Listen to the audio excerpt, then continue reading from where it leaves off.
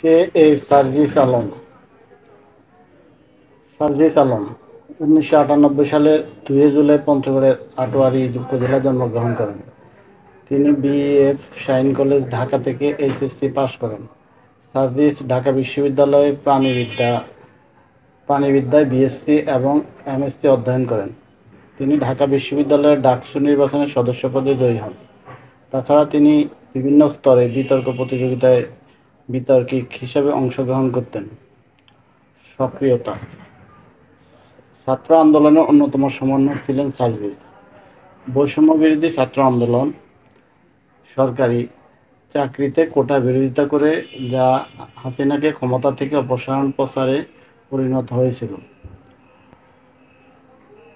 তিনি নাহিদ ইসলাম, আসিফ মাহমুদ, হাসনাত আবদুল্লাহ এবং অন্যান্যদের সাথে 2024 সালের জুলাইয়ের মাঝামাঝি সময়ে জাতীয় স্বীকৃতি লাভ করেন, যখন বিক্ষোভ সহিংস হয়ে উঠলে তাকে এবং ঢাকা বিশ্ববিদ্যালয়ের আরও বেশ কয়েকজন ছাত্রকে পুলিশ আটক করে। এর পরিপ্রেক্ষিতে 5ই আগস্ট বাংলাদেশের প্রধানমন্ত্রী শেখ হাসিনা পদত্যাগ করে দেশ ত্যাগ করেন।